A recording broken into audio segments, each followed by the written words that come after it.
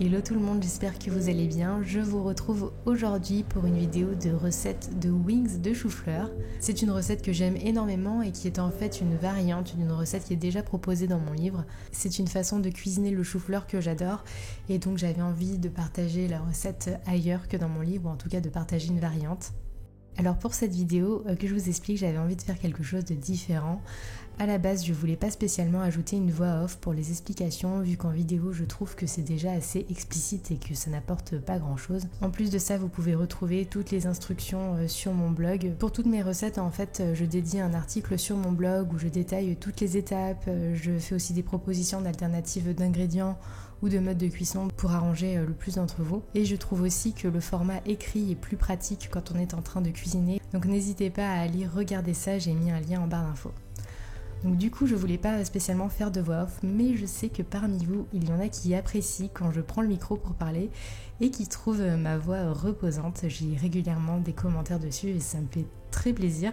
En fait, ça me fait autant plaisir que ça m'étonne parce que moi, je passe quand même beaucoup de temps sur mes montages et à m'écouter.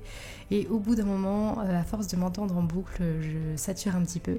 Mais du coup, pour vous faire plaisir et ne pas juste vous laisser avec une petite musique, je me suis dit pourquoi ne pas parler tout simplement de quelques petites choses autour de cette recette.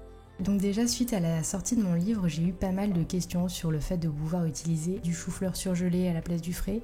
Alors oui, c'est tout à fait possible, il suffit juste de le décongeler avant pour ne pas qu'il rende de l'eau une fois qu'il est pané. En fait, ça enlèverait tout le côté croustillant. J'ai eu aussi d'autres questions sur le goût du chou-fleur, est-ce qu'on le sent, est-ce que si on n'aime pas le chou-fleur, on va quand même apprécier la recette.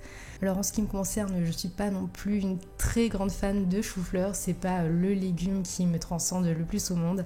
N'empêche que sous cette forme, c'est vraiment une très belle découverte dont je suis complètement fan.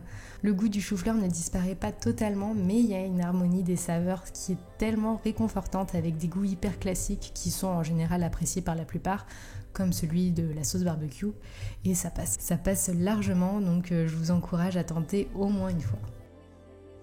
Comme je vous disais, cette recette en vidéo est inspirée de mon livre et probablement inspirée de ma recette préférée du livre.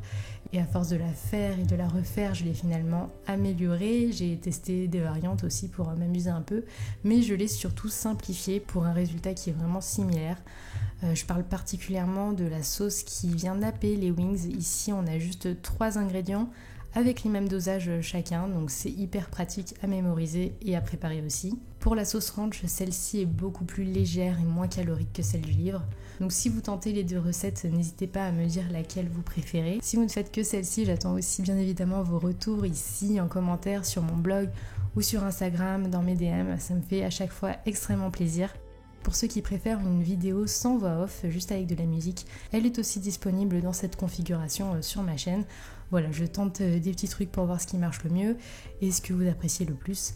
En tout cas, je vous fais plein de gros bisous et je vous dis à très bientôt dans une prochaine vidéo. Ciao!